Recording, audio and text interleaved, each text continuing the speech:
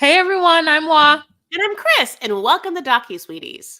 We're two longtime friends who discuss the riveting and sometimes trashy world of reality TV and docuseries. Yes, but through our own lens, which can be silky, can be satiny, can be kind of paper mache-y, kind of linen-y, kind of polyester-y, cashmere-y, but at the end of the day, hopefully mildly cottony. Just kidding. Sweet. Hi. Like cotton candy. See? Teehee. Hi. So Hey. today we're talking 90 Day Fiancé, the UK Series 3, Episode 6. Series 3, Episode 6. Oof. Thanks. Honey, let's Thanks.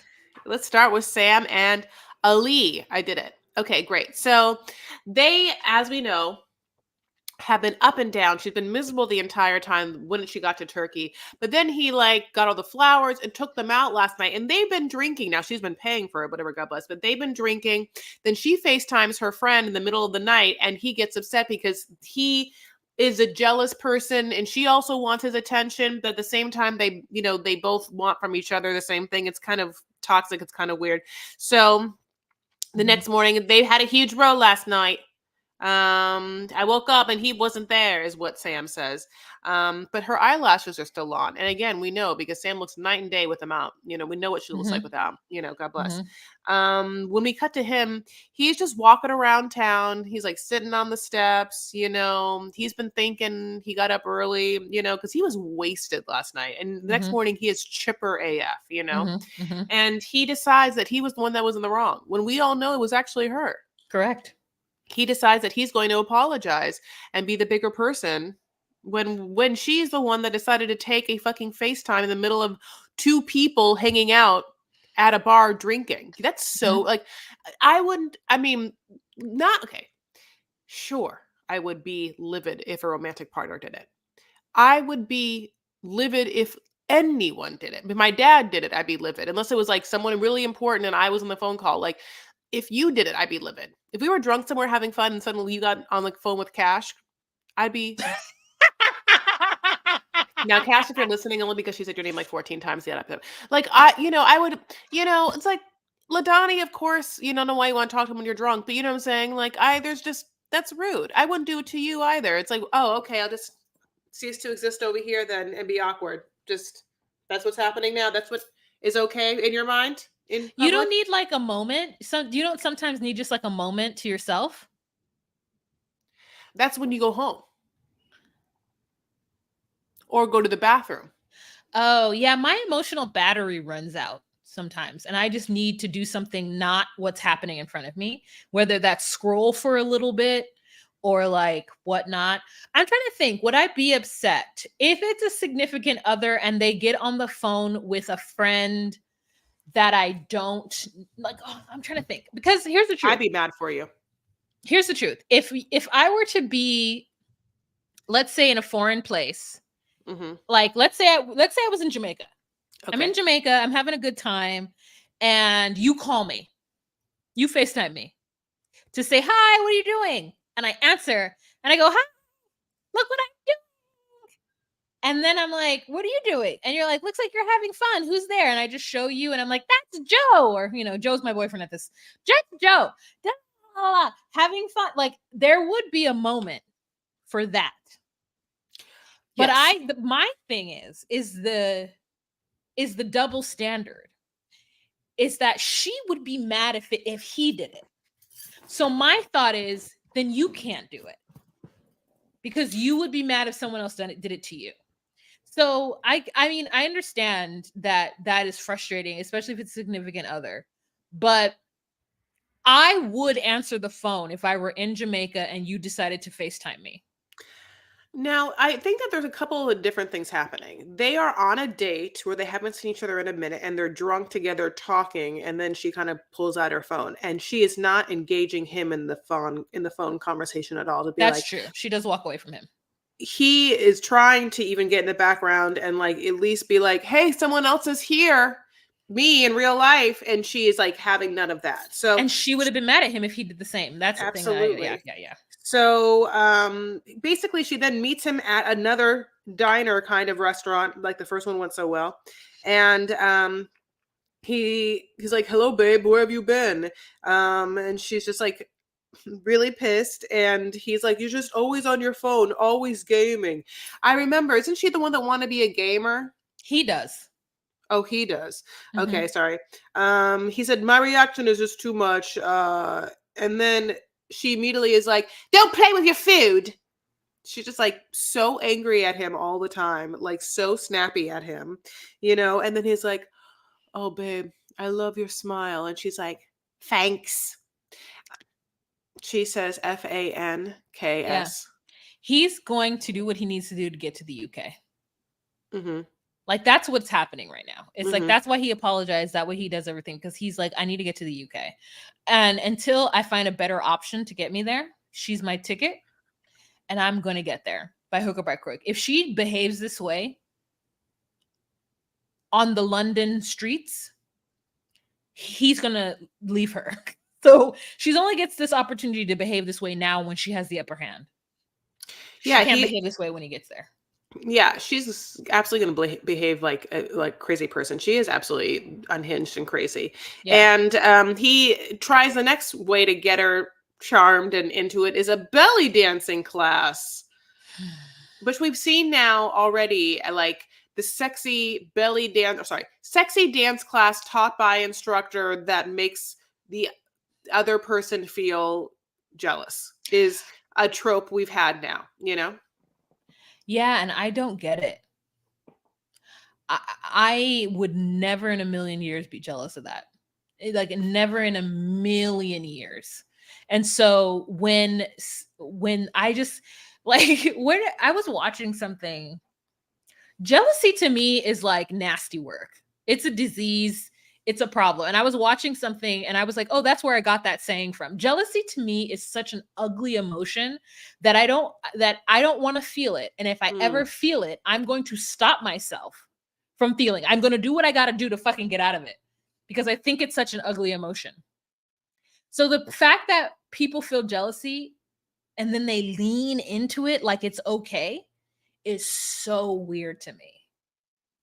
It's so weird because to me, the moment you act a certain way because you're jealous, you lose all your power because it's such a just like gross emotion. I don't know. Anyways, that's just me judging it. And so for her to like not see that he's trying to do something fun for her and for her to just get jealous and allow that to override what the thing he's done for her. It makes it's weird. She knows something she's not saying. Like, there's a reason why she thinks that he's flirting with every other person, either because he is, because she's just mad because she is almost like baiting him to you confirm that he is just using her to get to the UK for, I guess, monetary job opportunities, which he is, and she's like upset about it, but she's like toggling between that and just wanting to live in some sort of like fantasy situation with him. And she's too smart. So she's, because she does do makeup, well. And so she has a certain amount of discernment to her. I think that she's just letting herself be dumb. But she's like, at the end of this belly dancing class, she's like, I just didn't like it. The stick thin blonde tits out, and he's like, come to daddy, make a belly dance for me. And she's like, my only belly dance is when I'm eating food, baby. Yeah. Like, oh, okay. Oh, okay. What food? What food is it? It's not olives. It's not chicken. What is it? Cheese. Yeah. I'm like, what food? Yeah, she doesn't like kebabs, I guess. Not a big kebab. No, like, is there rice? She can get some rice anywhere that she enjoys. I don't think her culture does rice. Well, I will say there's a lot of Indian food in England. So, yeah. Okay, let's move on. Tony and Louis. It's so funny. It happens so fast. Don't you feel like in some other episodes of like 90 Day Fiancé, it's like you meet them and then you have 4 episodes of like them. And then in the 4th episode, they finally get to the other's country. This is why it's great. This is why UK is great. Because they don't find people who can't come and visit. Nui can come and visit. Sprite can come and visit. and like see what it looks like. It's like a before the 90 day, in the 90 day a little bit. Yeah, like please, Sir Matthew Sharpshire, come here. Sharpshire Tunnsville.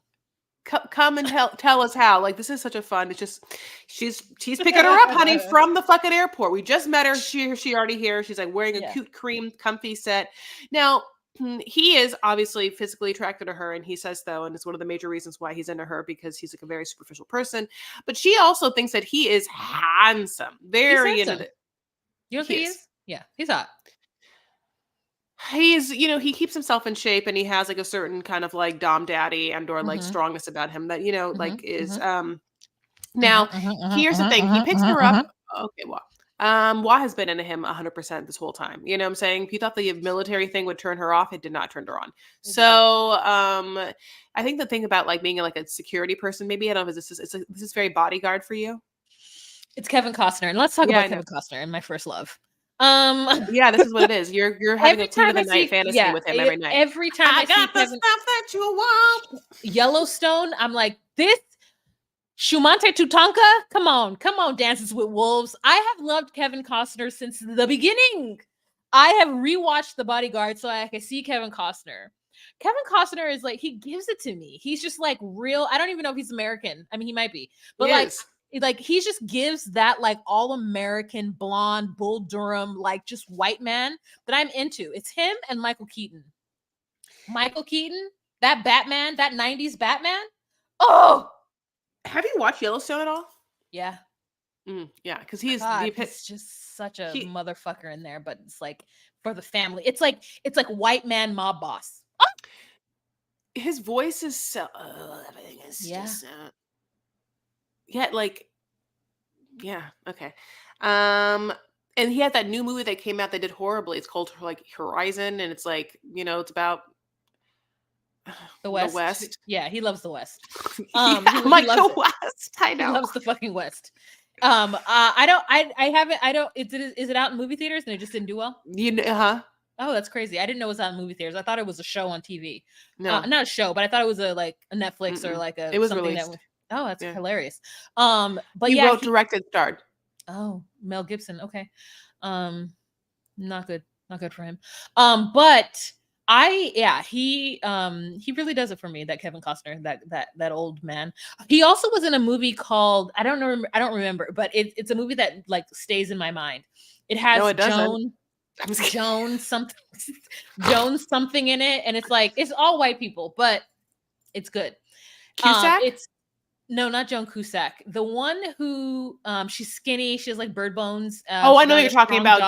Joan Allen. Yes. So it's about her. Her husband leaves her for some Swedish woman and leaves. And she's got 3 daughters. And she becomes like a raging alcoholic. And he is her next door neighbor who's an ex-baseball player. He's a raging alcoholic too. And so they just like commiserate together in her home, and her girls and her fight. But one thing that they do is cook together all the time. And the end of the movie is just so sweet, but you just watch these two people. The upside of anger. Oh my God. To me, it's just such a good, I don't know if it's a romantic comedy or like whatever. It looks that way. It's to me so good. I love it because he has a scene where he's like, the reason I come over here is because the house always smells like food. Because even though you guys are unhappy and whatever, this is a home. And I just thought it was such a lovely movie. And then he's also in that movie Black and White, where he's like had to adopt his like half black grandchild. Like, I don't know. I love Kevin Costner.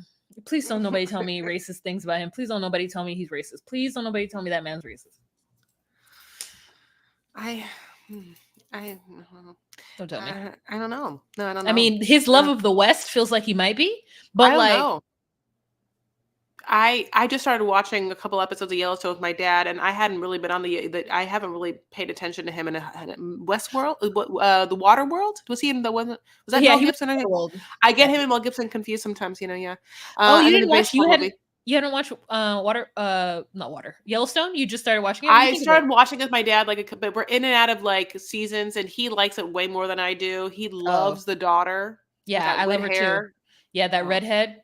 And she's British too, I think. Oh my God. He will talk her goddamn ear off about it. You guys talk about it. Okay. So basically so he picks her up. She's obsessed with him. He gets in the car and then he drops this bomb. And here it is. This is what's also interesting. When we first met him, what are we talking about? When we first meet him, he's like ex-military, very obsessive compulsive. His place is perfect. He's like super neat.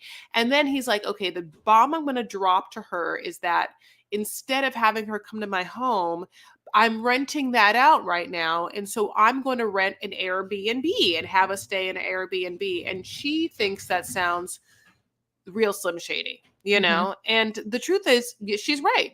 And also wait, didn't we just see your home? Well, yeah, no one's living there unless that was the Airbnb. I think that was the Airbnb. Yeah, okay, then what's happening now? Yeah, like why is someone renting out your room and what is it? Because he travels a lot, and so I think he let out his apartment for a certain amount of like maybe 6 months or whatever, and then he came home. And then he was like, oh, well, it's cheaper for me to just get an Airbnb for like a month than it is for me to kick them folks out. So I imagine he does that quite often. And this Airbnb is great looking. It's not the Airbnb I thought it was going to be. She thinks that it's like reeks of second family or like, man. Yeah. Mm-hmm. And that's really smart of her because I would not think that at all. Well, her mom said that she thought that she was a holiday girlfriend. So, she's already on the, if she tells her mom this, she knows how it's going to sound. Like she already had the fantasy of telling her mom what this is. And it came back in her mind sounding really bad. Yeah. So, so basically she has a lot of luggage and it's all like the hard case luggage. Like, I was like, oh girl, you're staying a long time. He's like wheeling it all in like with one fell swoop. He's very strong, but she got 2 different sets, like an all blue set and the pink set. All of it's here. Money. I mean, her baggage fees must have been a lot. Later on, he'll be like, I paid for you to come here. I'm like, and probably all the baggage fees, I feel like. She was and the fact that he didn't need to say that was tacky to me. Yeah, he is. Well, he's tacky. He's tacky. He's taco, He's taco. So, yeah. He's like, basically, he throws that in her face in a way to try and defend himself as like, why would I have anything to hide? I'm the one that paid for you to come here or whatever, but that's like not crazy. That's not an argument.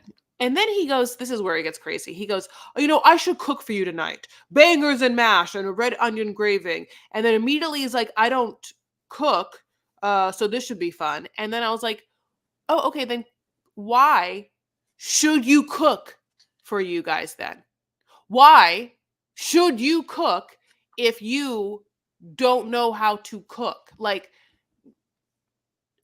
I should write a PhD degree on, the importance of, treating... Dissertation is what it's called. Okay, go ahead. Whatever it is. I should do a lot. I should learn the meaning of dissertation, but I'm, what am I going to fucking degree? Do? I don't have one, honey. I don't have one. What I'm trying to fucking say is that, like, it's crazy that he wouldn't take them out and get something delivered. It made me feel like he was very, very cheap and or weird and fucked up and didn't want to spend time with her or something. And then proceeds to make her bangers and mash, which is mashed potatoes, but it doesn't look like potatoes and there's no like coloring to them. Just burnt sausages and then a red onion gravy. But we don't know where the sauce for the onion, like there was onions, a couple of them in a pan. But like, where did the red sauce, did it come from a can? She looks at it and she's like, I don't see not one vegetable. There's nothing. She doesn't consider the potatoes vegetables. She considers them starches, which good for her. But like she's disgusted. And he is almost dually disgusted by her reaction to it. He is like mad and thinks it's so rude that she's not like, oh, this bangers and mash. I can't wait to get to your dick and do the same thing. Just double down on how yummy it is. He thinks that bangers and mash is his dick on a plate and she doesn't want to eat it. Wow. Okay, so I'm thinking of the red sauce. Maybe it has a little bit to do with some red wine and maybe a flour and like you make a roux and then you add some, I don't know. Okay, 1, 2. Mashed potatoes. It's just such a weird choice to use. And then listen, I don't know what bangers and mash is supposed to look like, but it's really weird to me that somebody who understands that their cuisine is the least flavorful cuisine in the world. They don't know it. I don't think he knows that. Okay, great. So, but I mean, he's tasted other cuisines, right? So he knows that other cuisines in her part of the world have all the sauces. She's like, where's the hoisin? Where's the oyster? Where's all these sauces? I don't understand. There's not a green thing on this plate. You want me to eat bland beige food and then smile and be like, so delicious. It's really crazy to me. And I think what happens is that people who have that kind of beige palate are like, oh, let me show you what real food is supposed to taste like, because the food you eat is so overpowering and has so many different flavors that you don't really know what the like basis of this like natural food is. And so my sausage is more natural than your sauce driven green beans will ever be. And let me tell you, these potatoes, just a little salt, pepper, and butter. That's it. That's all you need to do. That's all you need to add to food in order for it to be tasty. You do too much and I do too little, and it's fine. If you told me that he skinned those potatoes and made those mashed potatoes from scratch, I'd be like, okay, was there like what cream and what butter was in it and how'd you season it? And if you told me that the sausages were like, curated in such a way or from, sausage makers that are to be trusted, okay. But I will say this, you need to add a little parsley on that fucking plate. You can't just like layer something, because the truth of the matter is that is what bangers and mash is. He didn't do it wrong. That's what that shit is. He just didn't plate it right because he's not a good cook and it looked disgusting, and he probably knew it looked disgusting, and her eyes weren't like, oh, she was like, I mean, what did it even smell like? It's interesting because I love onions. Like if you put onions into a pan, I'm going to be into it, but usually like a little garlic or whatever. And, she just was very into how devoid of flavor it was. And he just kept getting mad, and it was almost scary, like it was scary how upset he got and how like, I don't know, just like not cool he was. It's like, you have a fucking temper, Yeah, he does. He gets very upset when people aren't giving him accolades for the things that he has done. So they then go to have a good night out, right? That's the next scene. They have a really good night out and they come home. They're both a little tipsy and he wants like eggs and bread. Yeah. Eggs and toast.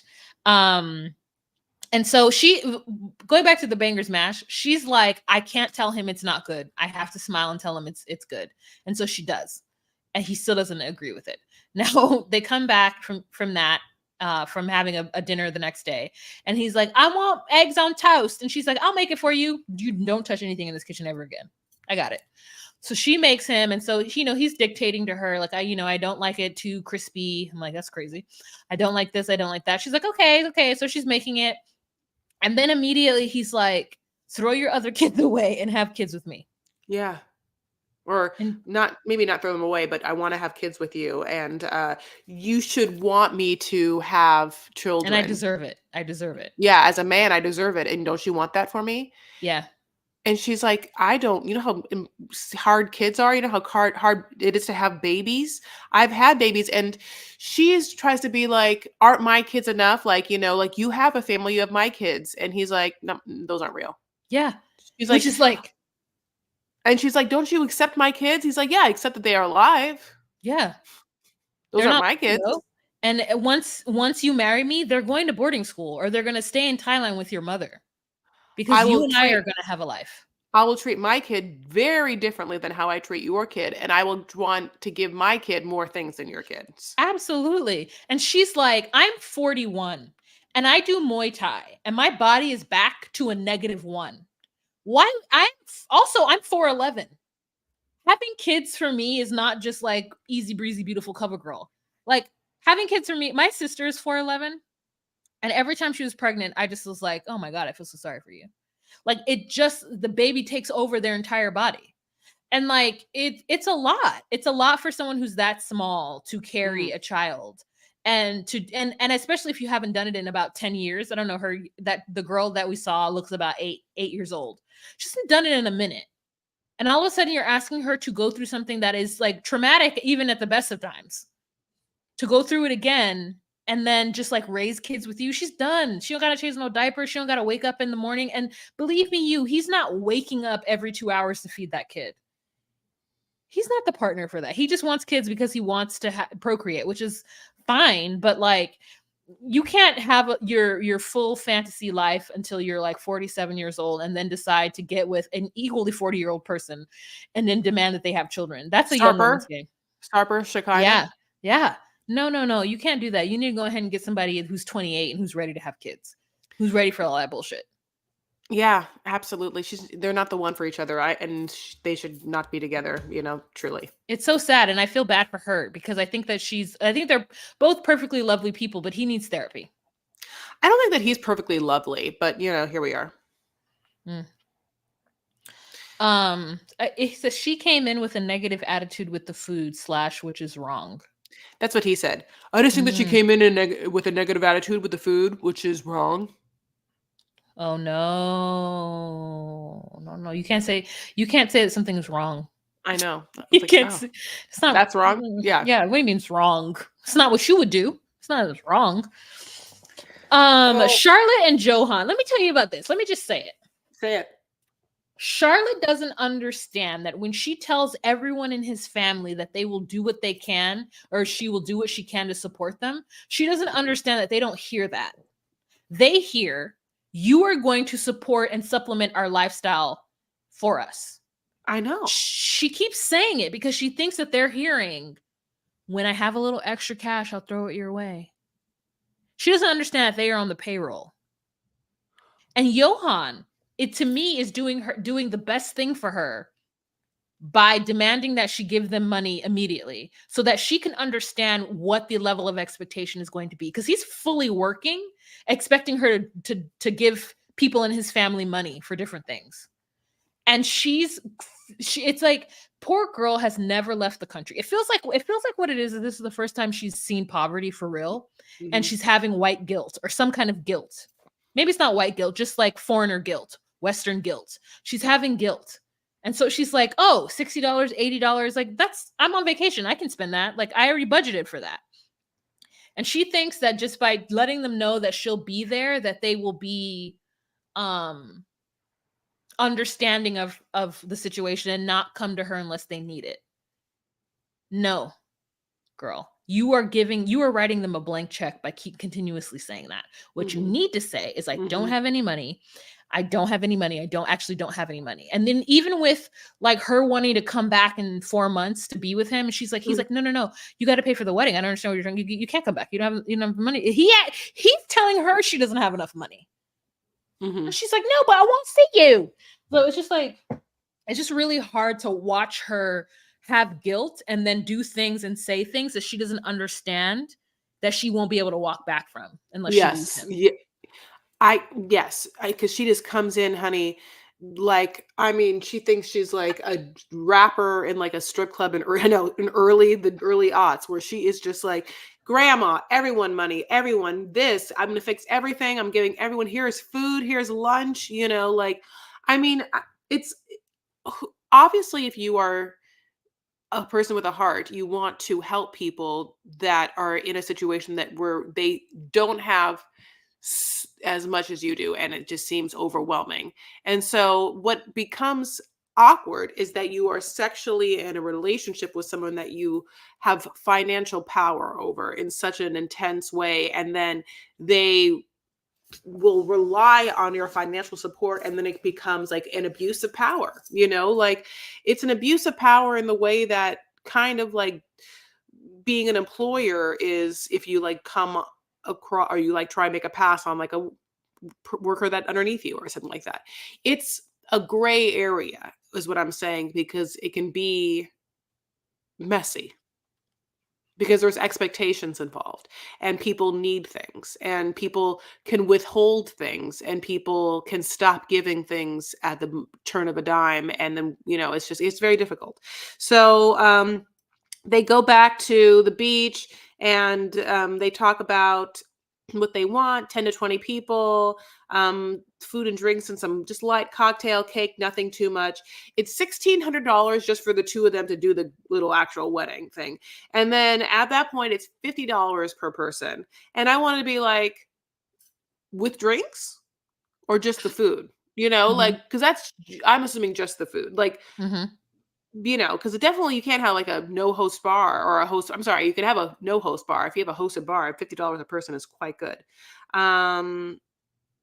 He obviously can't help financially with anything with the wedding or whatever, but he wants a bunch of people to come, including he said he has friends in the UK that he wants to come. And I'm like, no, they're there. We're not flying them back here to go to this $50 thing. No, she can't afford that.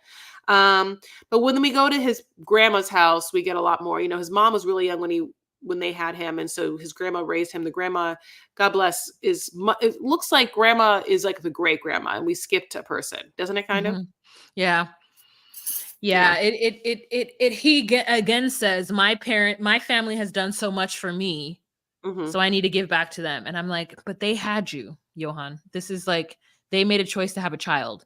And so you're not indebted to them because of that. Now I understand it, because like I have family, and like it's a different mindset, right? Because you should be grateful for your life, whatever. But I really, really think that that she needs to like understand, especially because like I'm telling you that I have been my limited experience with going to Guatemala and Belize and dealing with family when it comes to the financial situations. I've been at people's houses, and my aunts and uncles who are actually from Belize, born and raised, immigrated to the US. They're like, when you go there, there's an expectation that you leave clothes behind, and that you do want to give people a little bit of something if they cook you something, right? Because gas to light the stove and electricity to do whatever is costing, and they're hosting you. So if you drop them a little 20, a little whatever here in a kind like handshake gesture, you're not like, girl, here's 20. You're like, thank you for the meal or whatever, right? Because of the gas and the things that they have to utilize in order to get that stuff done. But you like, depending on the relation, like I've been places where I'm like, okay, well, I did that with that family over there, so now I'm with this family, and I'm like, hey, can I give you a little bit of something? And they're like, no. The fact that Johan never fucking tells her no, never says, don't worry, I'm working right now, you don't need to do anything. It's only when I get to the US that you're gonna have to, the UK, that you're gonna have to do, because I'm no longer gonna give them anything. Like he is telling his mother, tell her how much you need. Telling his like, he is very free with Charlotte's money. And it really shows, it should show her how he's going to be when he's not working, and even maybe when he is working. So it's really she's really silly, and I feel bad for her because I know it's coming from a good place. Yeah, it is. Like, she kisses the grandma's hand. The grandma has to bring in water to cook. She feels all that. Johan is like, Johan is like, everything is money. Everything is difficult. Everything is expensive. I think that, yeah, she just sees that. And she's also like on vacation, boo. Next one, she buys them all lunch, like I said. And then they have a sexy date night where it's like they have a dinner out on the beach by themselves. Like, I don't know. Romantic people, I guess, do this. My whole life, I've never just had a private dining experience like this. Seems so interesting to have. Yeah, it also like... I always want... To me, you know what it is? I love a beautiful restaurant. Like, I love a resort beautiful restaurant. Like, overlooking the beach, Like, I don't mind other diners around if they're dignified and there's not kids, screaming. Like if everyone's just enjoying themselves at a table where no one's being too loud or drunk, and it's just like, I kind of like a little like people talking in the background, clinking glasses in the background, and it adds to the vibe. I think it's like weird just to be with one person like all by yourself, like on the beach, like underneath like some lamps, just being like, yeah, when people do it with like pillows on the ground, I'm like, what are you doing here? What's the point? Isn't it cold? What is a bachelor? Yeah, it's a bachelor date. I always think it's like a bachelor pre-date. Yeah. I mean, and she's like, Johan deserves it. Johan deserves this. And I'm like, I know. Why? You deserve it. Like, don't think that you doing this means that in 10 years he's going to do the same for you. He's not. He's not going to do it in 5 years, 10 years, 15 years, 20 years. Because to him, he doesn't even see this. He's like, oh, this is what they do when they're on vacation. This is frivolous. Like, he's not going to do that for you. I mean, unless prove us wrong. Prove us wrong. But it doesn't seem within the wheelhouse of something that he finds valuable in life. He's going to feel the most value when he's able to truly take care of his family. And yeah, it's going to take more than just those things. And so I feel bad for her because she is giving all of this to him, thinking that she will most likely receive it back when he lives with her in the UK. And the fact that he has to tell her, you know, don't come back in 6 weeks because we have this wedding that you're going to pay for. And she's like, well, I want to see you. And he's like, oh, what? I don't want to see you. I don't want to see you. Yeah, it's fine. Wait. It's fine. I don't need. I'd rather you wait. I mean, it was hard to get off work this whole time, and every time I'm off work, you want me to like run back. I can't really flirt with anyone at the resort because they'll get mad. Please stay. Stay. Yeah, go, don't worry. Come back when you're ready to take me home. And then she gives him an ATM card. She's like, there's some money in here if you need it. And he's like, oh, I do. I'll need all of it. Yeah. And more. I know. Believe me, I know. I feel so bad for her because she's so silly. She's a silly girl. But let me tell you about Tahir and Nicole. Nicole is so excited for the camels. Oh, look, it's the camels. I'm like, how do you spell that? Camels. Camels. Yeah, they're gonna have problems too. Can they spit you? They spit the camels.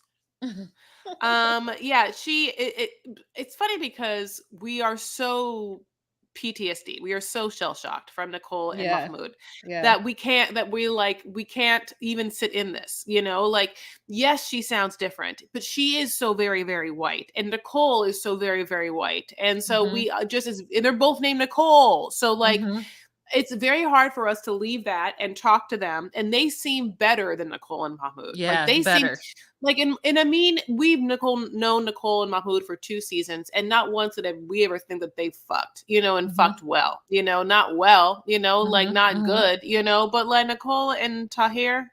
All the time. Yeah. It's good too. Yeah. Whether it's good or not, they do it a lot. They have a playfulness. Tahir is very Western compared to Mahmoud.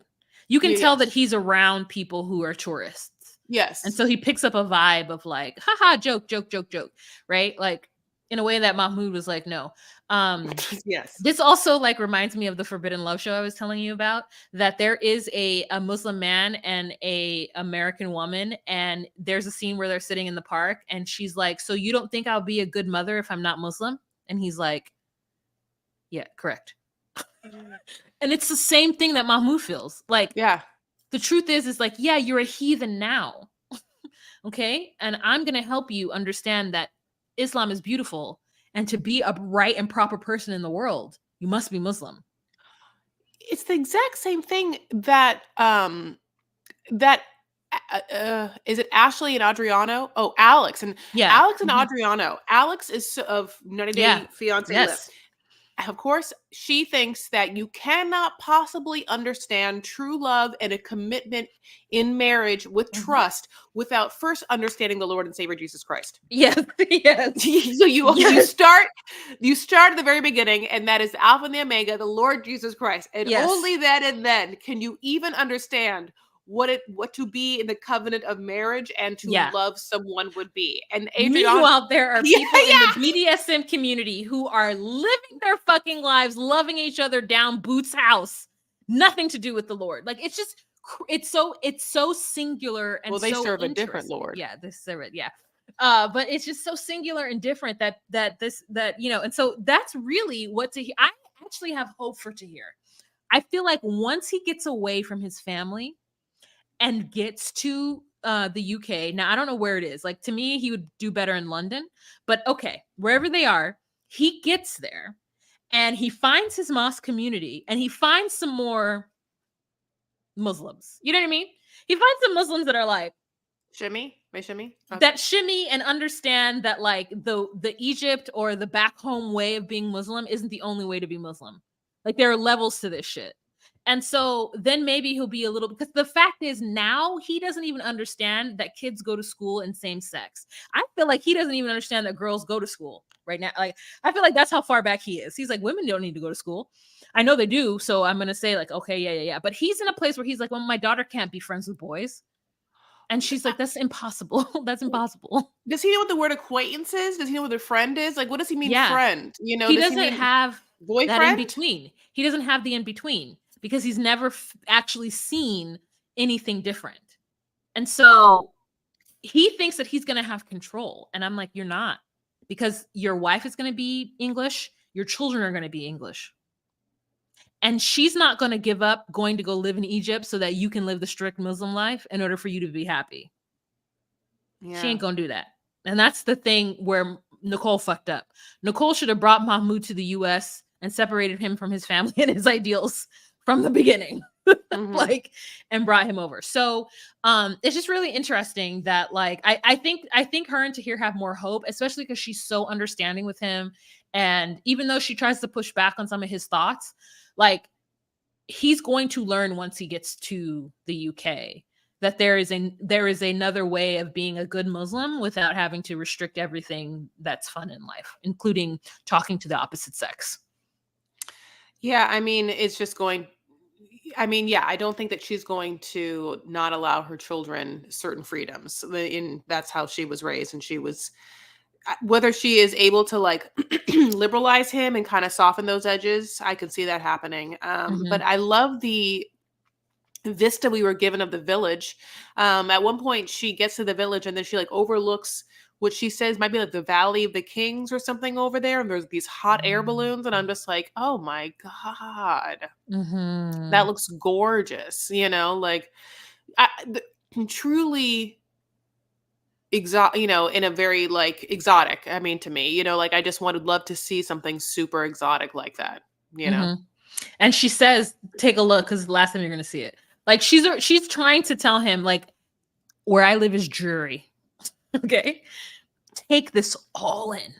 I mean, that's got to be a crazy, that's like, I mean, that's the same thing as like that one lady bringing that one guy who bartended on the cruise ships to like Stinky Town, Wyoming. That's the same thing as like going to Salinas, Kansas. Like, when these folks, when Devin number 2 takes Nick to Arkansas, it's like, that's the thing that I'm like, ugh. Like, if you're going to bring somebody from a foreign country, please bring them to a major metropolitan city. Especially if they're from one. If they are from one, you got to try to match their environment a little bit. You can't just bring them to the snow. You can't just bring them to the cow patties. You can't just bring them to the middle of nowhere and expect things to get on and them to be happy. They won't. I mean, for some reason, Kobe's doing it, and I don't know how. I think Kobe a smile just has on his face. Yeah, I mean, a natural positive disposition. I agree. That's what I'm saying. Yeah, I agree. Or Emily knows how to suck a mean fucking mean. I mean, she's lobbing on that knob. Let me tell you. Yeah, you know, there's a little lisp in her speech, but not in that day. You know, not in that D second. So basically, you know, they have a little time with his like older brother and she has to try and impress him. And, you know, he makes her some tea, makes me some tea, Habibi. And she's like, I should be doing it for you. And she's like, you know, oh, so crazy here. I just feel so wild to be here. And he almost gets upset that she feels like Egypt isn't just her second home and it still feels so foreign to her. And well, it's like, well, it's the concept that he just wants her to embrace Egypt, him, Islam, all of it immediately, as if it's what has been calling to her soul, beckoning her from afar this entire time.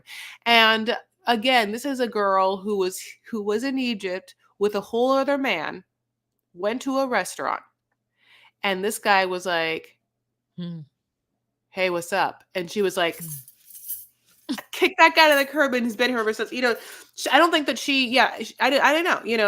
It's just that is, by the way, such a great story. I'm happy. What a great origin story. What a great origin story. But it's also just so fun and funny that we have now 2 representation of Egyptian men who fully are like, this restrictive situation that I live in, where I'm the only person who can like do whatever I want to do, should be so heaven for you. Why don't you feel like it's heaven? I don't understand. Like, aren't you done with the streets and the heathens and the devils? Aren't you ready for this? And it's just like, and the thing is, so like, there's such a separation of how they feel like a female or a woman should move through the earth. Like, anything else is like crazy town and you were led astray, but I'm bringing you on the right and righteous path. And doesn't it feel great? And they're like, no, because you're telling me what I can't do. And he's like, no, but you're right. Don't think of it as a can't. Think of it as a can protect. Like, think of it as like, you are my property, and that I'm here to snuggle and hug you and kiss you forever, and that no one should see anything but your eyes and your mouth. Because I'm going to give all of that. Don't you want just me? And she's like, no. No, I don't. I don't want you. Because it's you, which is super important, but it's also the other spices of life.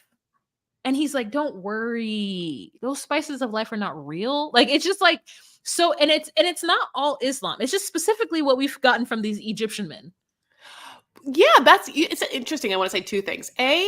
I agree with what you're saying wholeheartedly. And it's funny because I truthfully think that no man deserves all of me and just in me, and not, I feel like I'm too great for just one man. That's why I need to be seen by all of them. Like, no man deserves all of me and just for me to only give my looks just to him. Like, I've never met a man that deserves such thing. And the second thing is, my mom loves it. My mom loved birthing 11 children, or 11 children, and living her life every day, waking up, making hummus. Like, what do you mean? You know how so happy. Yeah, believe me, she doesn't cry at night. Believe me, you know how like Americans think that the typical American on 90 Day Fiancé thinks that America is so great, right? And therefore anyone should only want to come to America and be in America, right? Egypt men, especially these, Egyptian men with maybe Islam too, like, they think that their nation, Egypt, and their way of whatever is so great. How could anyone not want it? Which is so LOL, because Americans do the exact same thing. Like, we're the land of the free. What do you mean? Look at what we have here. We have the internet wherever you go. Yeah. Well, I don't know what you're going to say, like parking. I don't know what you're going to say, we have laws. We have street signs, we have freedom. Yeah. And every American has no idea what that means. But anyways, like, it's just interesting. And it's like, listen, no judgment. This is the culture in which they have been brought up in and raised. And so the same way Americans think that, and the same way other Westerners we think that, is the same way they think that. But it's just so interesting that there's this, that the 2 examples we see is so reductive to the woman, and the man is just like, but it's better. Yeah. It's better. It's righteous. It's the way. And you should, I don't understand why I'm not enough, and my eyes only. And like, I don't understand. Like, I'm like, because this isn't like, we aren't tribes, like, crossing the plains. Like, I don't need you to take care of me. This isn't the Wild West. I don't need to have a protection of a man in order to survive. But if you had Kevin Costner, he would be mad about it. Oh my God, yeah, I would be so mad about it. I wouldn't be mad at it at all. But yeah, it's just so interesting. It's like it's like, men now who are like, oh, I don't want women who want too many things because they're rah, rah, rah, rah. And I'm just like, but this isn't the time frame. This isn't the fucking 1800s where you had to defend your homestead with a shotgun. Like, this is not that. We're not in a place where your physical presence brings value to my life intrinsically and in society, because my only value is when it's akin to my father or my husband. This is not that time anymore. Women have their own autonomy. And it's just so interesting that there are men who are just like, man, if I wasn't here, you would just be raped every 5 steps. She's like, no, that's not true. I don't know. I know it's not true. That's it. Well, we've come to the end of this episode, but not the season at all, and not our journey, and not this podcast, and not even our night. Well, maybe our night. However, it's been a gracious time had by all, and we're so thankful that you've chosen to spend your night with us or your day.